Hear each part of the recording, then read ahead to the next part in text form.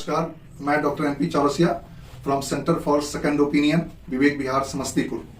दोस्तों, पिछले एपिसोड में विटामिन बी और खासकर विटामिन B12 के बारे में बात हुई थी। आज वही जिज्ञासु शिक्षक फिर से दोबारा आए हुए हैं और फ्री हेल्थ कैंप्स और उनमें पाई गई डिजीज और उनके निदान के बारे में जानना चाहते हैं।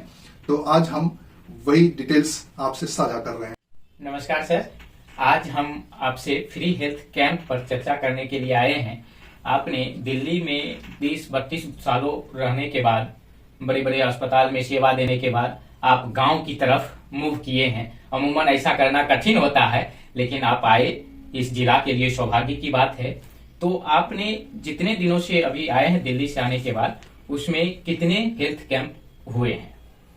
आपने सही कहा, दिल्ली छोड़ना आसान नहीं है और इतने साल रहने के बाद फिर वापस गांव की तरफ आना, पर मुझे अपनी माताजी की सेवा करने का और अपने जिला और गांव इसकी सेवा करने का बहुत ज़्यादा मन होता था और शुरू से मेरी तमन्ना थी कि मैं करूं। पिताजी गुजर गए, उसके बाद माँ बची हैं, तो मुझे लगा कि नहीं, माँ की सेवा में जरूर जाना चाहिए और जहाँ पे हम पैदा हुए हैं और जिस जिले में हमने पढ़ाई करी है उसकी सेवा जरूर करनी चाहिए। तो मैं यहाँ आया हूँ और पिछले 5 महीने से हम यहाँ हैं, जिसमें 1 महीने मेरे बड़े बेटे की शादी में गुजरा है। तो 4 महीने में हमने 7 गांव में हेल्थ कैंप्स किया है और लगभग 1200 लोगों से मेरा लेना देना हुआ है। उनको हमने देखा है, उनकी सेवा की है। जी। अब सर, ये जो 7 गांव में आपने फ्री हेल्थ कैंप किया, तो इस दौरान आपने क्या ऑब्जर्व किया? हाँ, देखिए, 7 गांव टोटल हम लोग गए हैं, जिसमें 1194 पेशेंट मैंने उनका अध्ययन किया और फिर एक टेबल बनाई जिसमें हमें पता चला कि लगभग 1200 मरीज हमने देखे हैं। उसमें उनके फ्री ब्लड शुगर टेस्ट हुए, ब्लड प्रेशर टेस्ट किए गए और जितनी तरह के उनके बीमारियां थी उनके लिए उनको सुझाव दिया गया है।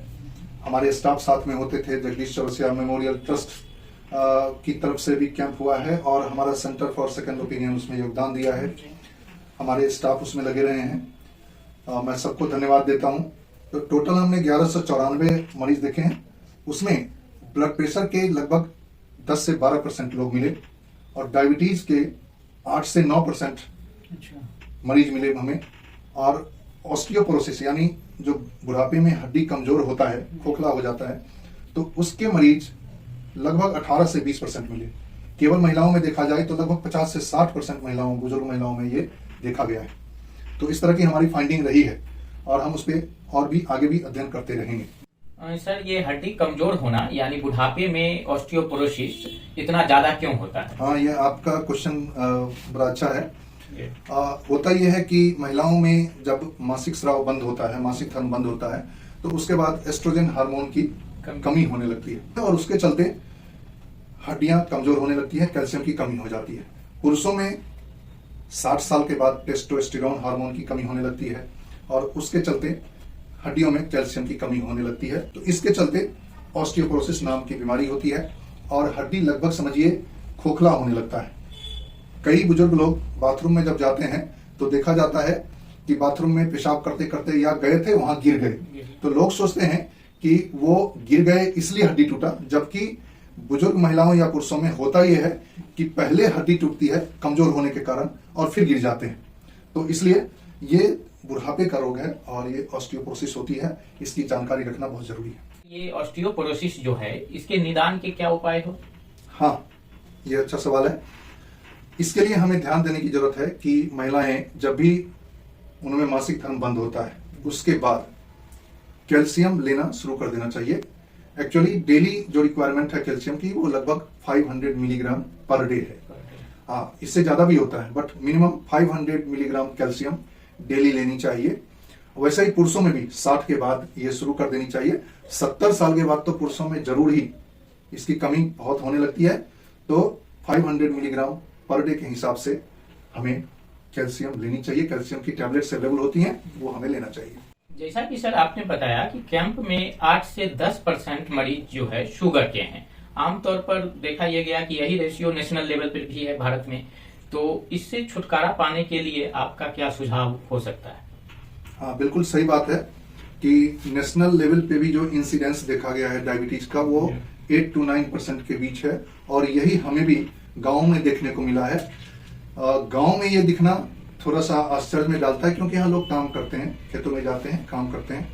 बट हाँ, ये हमारे को भी एग्जैक्ट 8% के लगभग मिला है। होता यह है कि लोग जितना मेहनत करते हैं, जितना फिजिकल एक्टिविटी होती है, उससे ज़्यादा हम कार्बोहाइड्रेट लेते हैं, और कार्बोहाइड्रेट से जो शुगर बनता है वो ज़्यादा होता है मात्रा, जबकि हम काम उतना नहीं कर पा रहे, फिजिकल एक्टिविटी उतना ज़्यादा नहीं हो पा रहा है। तो और उससे बचने के लिए आपने सुना होगा, कई लोग करेले का जूस पीते हैं, कई लोग कद्दू का जूस पीते हैं, कई तरह के टोटके भी करते हैं। पर मेरा मानना है कि हम क्यों ना गेहूं और चावल के बदले सब्जी और फल फूल से क्यों ना दोस्ती कर लें।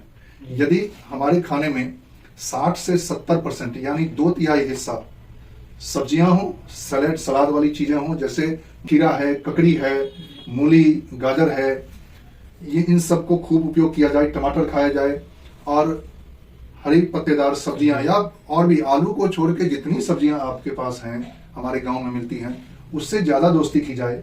2/3 मात्रा उनकी हो हमारे डाइट में, रोटियां कम हो, चावल कम हो, तो शुगर अपने आप कम हो जाएगा। और शुगर के लिए जो गोलियां इतनी खाते हैं ना, डायबिटीज के लिए जो इतनी गोलियां होती हैं, वो कम होते होते शायद गायब हो जाए, आपको जरूरत ही ना पड़े। तो यदि हम इन चीजों से प्यार करें, सब्जियों और फल फूल से, तो हमारा शुगर आराम से कम हो सकता है। जी सर, ये कैंप के बारे में और इतने सारे अच्छे सुझाव देने के लिए आपको बहुत बहुत धन्यवाद। नमस्कार। तो हम फिर अगले एपिसोड में आपसे फिर किसी डिजीज पर अच्छी जानकारी के साथ मिलेंगे। Stay healthy, stay fit. नमस्कार।